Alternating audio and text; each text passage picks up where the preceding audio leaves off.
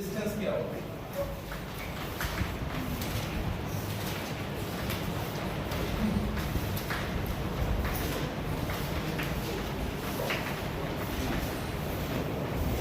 हमारे पास जो ये रेजिस्टेंस है, जिसको हम बोलते हैं कि ये करंट के रास्ते की रुकावट है, ये ना ऑन द होल तीन फैक्टर्स पे डिपेंड करता है।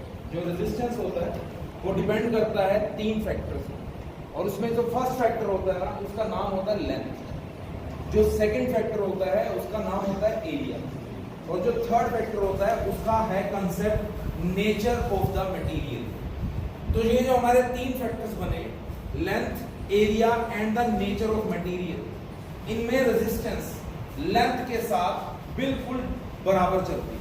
तो कहने का मतलब रेजिस्टेंस लेंथ पे डिपेंड करती है डायरेक्टली। डायरेक्ट वर्ड का मतलब क्या होता है? अगर लेंथ बढ़ेगी तो रेजिस्टेंस बढ़ेगी, अगर लेंथ घटेगी तो रेजिस्टेंस भी घटेगी। तो इसका मतलब रेजिस्टेंस और लेंथ के बीच में रिलेशन क्या है कि दोनों एक दूसरे के साथ बराबर बदलते हैं। जो रेजिस्टेंस एरिया पे डिपेंड कर रही है, एरिया पे डिपेंडेंस है कि अगर एरिया को हम बढ़ाएंगे तो रेजिस्टेंस घटेगी, और अगर हम एरिया को घटाएंगे तो रेजिस्टेंस बढ़ेगी। इसका मतलब साफ है, ये उल्टा है।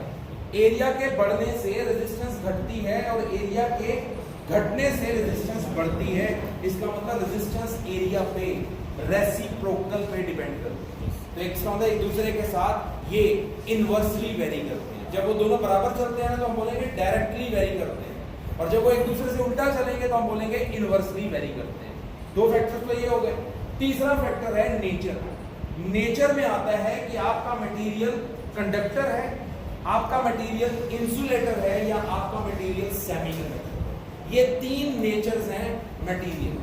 अब आप सब जानते हो कंडक्टर में जो करंट है वो आसानी से आ जा सकता है, ये कंडक्टर होता है। इसका मतलब उसको जो रोकने का काम कर रही है रेजिस्टेंस, वो कंडक्टर में कम है, तभी तो उसमें से करंट आसानी से आ जा रहा है, बिना रुके आ रहा है। इसका मतलब रेजिस्टेंस जो कंडक्टर मटेरियल है उसके लिए कम है। समझ आ गया? क्योंकि उसमें से करंट जा सकता है, और करंट अगर जा सकता है तो उसको रोकने वाली रेजिस्टेंस वहां पे कम है। इसीलिए कंडक्टर जो मटेरियल है, जो मटेरियल कंडक्टर नेचर का है, उसकी रेजिस्टेंस कम है। ठीक है?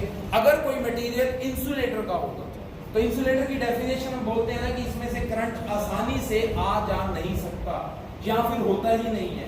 इसका मतलब साफ है, जो उसको रोकने का काम करती है रेजिस्टेंस, वो वहां पे बहुत ज्यादा है, तभी तो उसमें से करंट आ जा नहीं सकता। तो जिस मटेरियल की नेचर इंसुलेटर होगी उसके लिए रेजिस्टेंस बहुत ज्यादा होगी। तो दो मटेरियल नेचर क्लियर हो गई। जिस मटेरियल में से करंट ज्यादा जाएगा उस मटेरियल में रेजिस्टेंस कम होगी, जिस मटेरियल में से करंट कम जाएगा या नहीं जाएगा उस मटेरियल में रेजिस्टेंस ज्यादा होगा। समझ आ गया? अब तीसरा मटेरियल का नाम है सेमीकंडक्टर, और हम पढ़ चुके हैं सेमीकंडक्टर हाफ है कंडक्टर और हाफ है इंसुलेटर। इसका मतलब इसमें रेजिस्टेंस की वैल्यू कंडक्टर और इंसुलेटर के बीच में आती है। तो रेजिस्टेंस की वैल्यू इंसुलेटर से क्या होगी? इंसुलेटर से क्या होगी? ज्यादा, और उससे क्या होगी? कम। ये आपका रेजिस्टेंस का डिपेंडेंस है मटेरियल नेचर। ये सभी को समझ आ गया? तो अगर मैं इसको आंसर देता हूं तो मैं लिखूंगा जो रेजिस्टेंस है ऑफ ए मटेरियल। अब ये मटेरियल एक वायर भी हो सकती है, तो मटेरियल और wire depends upon three factors. First factor is length, second factor is area, and the third factor is nature of material. अब आगे आपको भी क्लियर किया गया था, तो मैं यहां पे लिख सकता हूं रेजिस्टेंस डिपेंड्स अपॉन लेंथ। अभी बताया ना, ये बिल्कुल एक दूसरे के साथ बराबर चलते हैं, इसीलिए हम लिखेंगे resistance depends upon length. Correct? Clear हो गया? तो हम यहां से ना एक इक्वेशन बना लेंगे, R is proportional to length. समझ आ गया? दूसरा मैं लिख सकता हूं ना, रेजिस्टेंस डिपेंड्स अपॉन एरिया, और वो एरिया के साथ कैसे डिपेंड करती है? इनवर्सली। अब इनवर्सली का मीनिंग पता है ना? उससे उल्टा चलना है। तो हम यहाँ पे इसको कैसे लिख देंगे, R इज प्रोपोर्शनल टू 1/8। अब यहाँ पे आप साफ देख रहे हो ये इसका रेसिप्रोकल। अगर मैं बोलूं एरिया को मैं इंक्रीज करूंगा तो ऑटोमेटिकली रेजिस्टेंस डिक्रीज करेगी, और अगर मैं बोलूं एरिया को मैं डिक्रीज करता हूं तो रेजिस्टेंस इंक्रीज करेगी। तो ये इससे उल्टा चलेगा। ये भी क्लियर हो गया। और नेचर ऑफ द मटेरियल मैंने आपको क्लियर कर दिया। दोबारा सुन लो, कंडक्टर के अंदर करंट क्या होता है, ज्यादा या कम? ज्यादा। तो उसकी रेजिस्टेंस क्या है, कम। इंसुलेटर में करंट होता ही नहीं, तो इसका मतलब कम करंट है, तो इसका मतलब उसकी रेजिस्टेंस ज्यादा। सेमीकंडक्टर दोनों का जो है वो है मिड बिटवीन, मतलब उन दोनों के बीच में आता है। तो बीच में आने की वजह से उसकी रेजिस्टेंस कंडक्टर और इंसुलेटर के बीच में, कंडक्टर से कम, इंसुलेटर से ज्यादा। अब ये क्लियर हो गया। अब हम यहाँ पे क्या करेंगे, इन दोनों इक्वेशंस को कंबाइन कर लेंगे। तो कंबाइनिंग 1 and 2, मैं ऐसे लिख सकता हूँ ना, R is proportional to L/A। दोनों इक्वेशंस को कंबाइन किया तो यहाँ पे देखो R is proportional to L तो आ ही जाता है, यहाँ पे R is proportional to 1/A आ रहा है। अगर दोनों को जोड़ दूंगा तो L/A नहीं लिख दूंगा, ये आपका फॉर्मूला बन गया। और अब आप सब जानते हो अगर इसको रिमूव करना है तो हमें एक इक्वल के साथ कांस्टेंट लगाना होगा, और वहां पे ये जो हमारा कांस्टेंट है मैं उसको एक सिंबल दूंगा रो। ये जो सिंबल है इसको हम नाम तो देते हैं रो। ये एक कांस्टेंट है एंड इट इज कॉल्ड, क्या बोलेंगे इसको, रेजिस्टेंस। समझ आ गया, सभी को क्लियर हो गया। ये जो कांस्टेंट लगाया ना इसी का नाम क्या है, रेजिस्टेंस। तो अब अगर मैं इसको इक्वेशन नंबर 3 देता हूं तो मैं यहां पे ऐसे लिख सकता हूं ना, from 3 rho is equal to RA/L। आप यहां से देखो रो का फॉर्मूला बनाना है, क्या ये A इधर क्रॉस होगा? Yes sir. क्या ये L इसके अपॉन में आएगा? तो यहां से रो का फॉर्मूला बनाया तो क्या बना, RA/L। अब इसमें ये क्या चीज है, रेजिस्टिविटी। ये क्या चीज है, रेजिस्टेंस। ये क्या चीज है, एरिया। ये क्या चीज है, अब ये तो हमने बता दिया ये रेजिस्टिविटी है। अब देखो इसमें हम एक स्पेशल केस लगाते हैं, और वो स्पेशल केस क्या है, अगर आपका लेंथ 1 मीटर हो और अगर आपका एरिया 1 मीटर स्क्वायर हो तो मैं इस फॉर्मूले को ऐसे लिख सकता हूं, R इंटू 1/1, क्योंकि मेरी लेंथ भी कितनी है 1 और मेरा एरिया भी कितना मैंने माना 1, ये दोनों 1 हो गए। तो यहां से आपका ये जो रो है ये किसके बराबर आ गया, R। अब ये जो चीज है यहाँ पे, जब रो आपके R के इक्वल आ जाएगा तब मैं यहाँ पे रो को स्पेसिफिक रेजिस्टेंस का नाम। तो आपके सामने दो चीजें मैंने बात क्लियर की है। सबसे पहले देखो रेजिस्टिविटी कब नाम देते हैं, जब आप सिर्फ लिखते हो R is equal to rho L/A और उसमें जो रो है जिसको कांस्टेंट बोला उसको रेजिस्टिविटी बोलते हैं। बट अगर आप अपनी रेजिस्टिविटी को एक रेजिस्टेंस का नाम दोगे तो उसके लिए एक कंडीशन लगानी पड़ेगी, और वो कंडीशन क्या है कि आपका लेंथ और एरिया बराबर होना। वो बराबर होना एक स्पेसिफिक कंडीशन है, और स्पेसिफिक कंडीशन लगाने के बाद जब आपकी रेजिस्टिविटी रेजिस्टेंस के बराबर आ जाएगी तो आप अपनी रेजिस्टिविटी का ही दूसरा नाम स्पेसिफिक रेजिस्टेंस आया समझ। रेजिस्टिविटी उसका नाम है, पर स्पेसिफिक तब होगा जब आप एक पर्टिकुलर कंडीशन दोगे उसको R के बराबर रखने के लिए, तब जाके आप अपनी रेजिस्टिविटी को स्पेसिफिक रेजिस्टेंस। इतना क्लियर हो गया। तो अब आप मुझे बता सकते हो what is the definition for specific resistance. क्या मैं ऐसे नहीं कह सकता इट इज द रेजिस्टेंस, ये क्या चीज है, रेजिस्टेंस है। किसकी रेजिस्टेंस है, एक ऐसे मटेरियल की जिसकी लेंथ कितने मीटर है 1, और एक ऐसे मटेरियल की जिसका एरिया कितना है 1 मीटर स्क्वायर।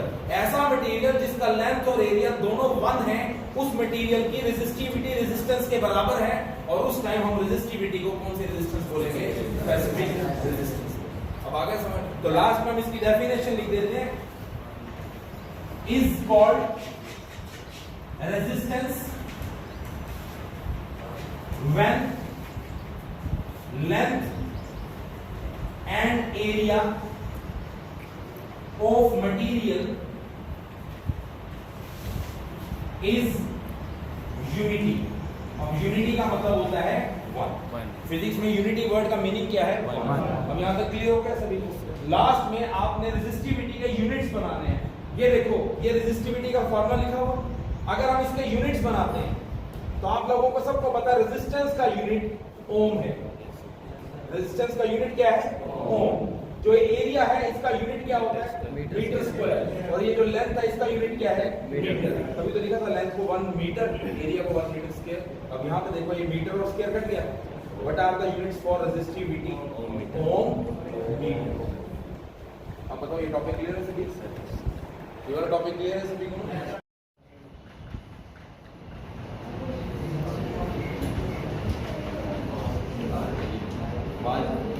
ये नेक्स्ट और लास्ट आर्टिकल, और ये है आपका किरचॉफ्स लॉज। किरचॉफ्स तो उसका नाम था और उसने अपने कुछ लॉज बनाए। इसने लॉज बनाए थे एक करंट के लिए, एक वोल्टेज के लिए। करंट के लिए बना हुआ लॉ आपका जंक्शन रूल भी कहलाता है और वोल्टेज के लिए बना हुआ लॉ आपका लूप लॉ भी कहलाता है। और वो बहुत बड़ी कंसेप्शन को छोड़ो, हमने याद रखना है किरचॉफ्स जो है उसके 2 लॉज हैं, जिसमें से पहला लॉ कहलाएगा किरचॉफ्स करंट लॉ और दूसरा लॉ कहलाएगा किरचॉफ्स वोल्टेज। समझिए दोनों में एक चीज कॉमन रहेगी, और वो दोनों में कॉमन क्या है? चाहे वो हो करंट लॉ चाहे वो हो वोल्टेज लॉ। किरचॉफ्स बोलता था कि एक सर्किट में, सर्किट समझते हो ना, उस सर्किट के अंदर जो करंट का टोटल होगा वो 0। किरचॉफ्स बोलता है जो सर्किट है उसमें वोल्टेज का टोटल भी 0। तो दोनों लॉज में एक ही चीज प्रूव की गई कि चाहे हो सर्किट में करंट चाहे हो सर्किट में वोल्टेज, उन सब का जो टोटल लिया जाएगा वो करंट हो या वोल्टेज 0 ही लिया जाएगा। तो अगर हम यहाँ पे फर्स्ट लॉ लिखते हैं तो we will write Kirchhoff's current law. अब इसमें ना करंट को 0 करेंगे कैसे? याद है मैंने बोला था करंट चार्ज के फ्लो से बनता है, और आप लोगों को पता है चार्ज तो 2 टाइप्स के होते हैं, एक पॉजिटिव और एक नेगेटिव। केमिस्ट्रीज के अकॉर्डिंगली जिस तरफ नेगेटिव चार्ज चला जाता है उसकी जगह को लेने के लिए उससे दूसरी तरफ से पॉजिटिव चार्ज आता है। ये तो पता है। जैसे मान लो नेगेटिव चार्ज ईस्ट से वेस्ट की तरफ चला गया, तब उसकी जगह लेने के लिए वेस्ट से ईस्ट की तरफ आपका पॉजिटिव चार्ज आएगा। ये तो पता होगा। और आपको ये भी पता चार्ज चाहे नेगेटिव हो चार्ज चाहे पॉजिटिव हो, करंट दोनों बनाते हैं। तो जब नेगेटिव चार्ज चला गया तो उसने एक करंट बनाया, जब पॉजिटिव चार्ज आया तो उसने भी करंट बनाया, पर दोनों करंट्स की जो डायरेक्शंस थी वो ऑपोजिट थी। समझिए पहली बात। दूसरा, अगर एक इलेक्ट्रॉन जाता है तो दूसरी तरफ से एक प्रोटॉन आता है। तो इसका मतलब अगर एक इलेक्ट्रॉन गया तो जितना करंट एक इलेक्ट्रॉन की वजह से बना, उधर से एक प्रोटॉन के आने से इतना ही करंट एक प्रोटॉन ने भी बनाया। तो करंट इक्वल और ऑपोजिट ना हो गए। इलेक्ट्रॉन का फ्लो करंट बनाता है, ये तो पता है। तो प्रोटॉन का फ्लो भी करंट बनाता है, ये भी पता है। मान लो मैं कहता हूं एक इलेक्ट्रॉन जब जाता है तो 1 कूलम का चार्ज जाता है, ये तो पता है। और अगर 1 कूलम का चार्ज जाता है तो 1 एम्पीयर का करंट बनता है। अब उधर से एक प्रोटॉन आया उसकी जगह लेने के लिए, तो जब एक प्रोटॉन आएगा तो वो भी तो 1 कूलम का ही है, और 1 कूलम से तो 1 एम्पीयर का ही करंट बनना है। तो 1 एम्पीयर का करंट इधर गया, 1 एम्पीयर का करंट इधर आया, दोनों का जो वैल्यू था वो तो बराबर है, सिर्फ डायरेक्शंस क्या है? ऑपोजिट। इस वजह से ये कैंसिल हो जाएंगे। जब ये कैंसिल हो जाएंगे तो करंट टोटल कितना होगा? 0। ये है किरचॉफ। आया समझ? तो जो करंट जाएगा वो कहलाएगा आउटगोइंग करंट, और जो करंट आएगा वो कहलाएगा इनकमिंग। तो जो किरचॉफ्स लॉ है वो कहता है जो सम है, सम का मतलब टोटल, SUM, किसका टोटल? आने वाले करंट का और जाने वाले करंट का, इनकमिंग करंट का और आउटगोइंग करंट का, वो हमेशा 0 होता है। This is called Kirchhoff's law. आगे समझिए। अब देखो जैसे मैं यहाँ पे स्टेटमेंट लिखता हूँ, हम यहाँ पे पेपर में क्या लिखेंगे? According to this law the sum of incoming current and outgoing current is equal to 0। ठीक है। अब हम क्या करते हैं? एक लूप बना लेते हैं।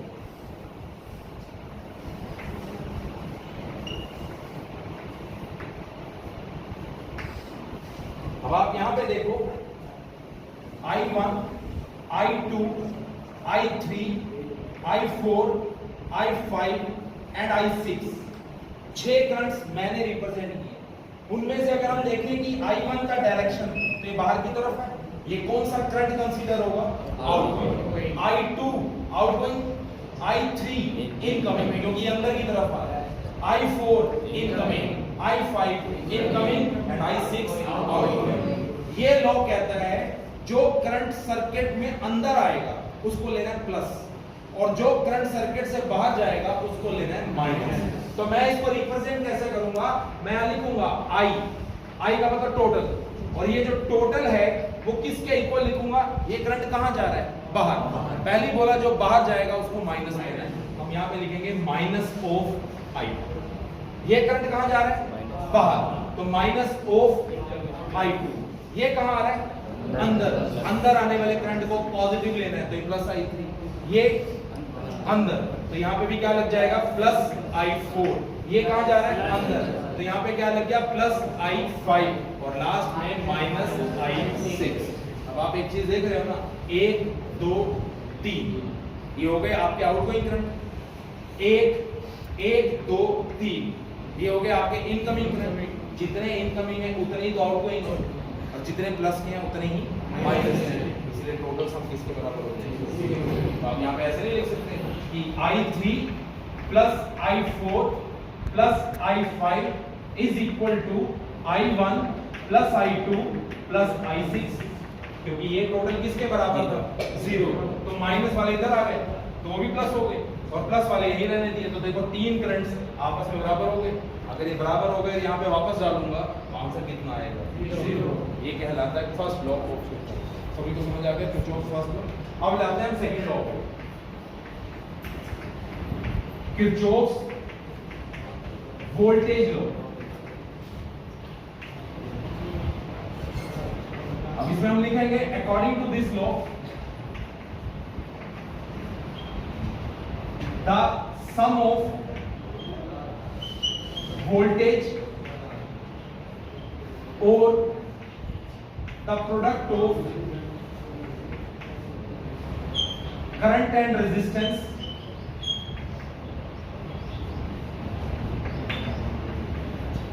in a circuit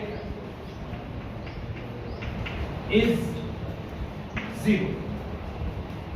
जो आपका सर्किट है उसमें या तो वोल्टेज का सम 0 होगा, या फिर ओम्स लॉ के अकॉर्डिंगली वोल्टेज को क्या लिखते हैं? Current resistance IR, V is equal to IR। तो यहाँ तो बोलो टोटल वोल्टेज 0 है, यहाँ बोलो करंट का रेजिस्टेंस के साथ जब हम मल्टीप्लाई करेंगे तो वो भी तो वोल्टेज बनेगी।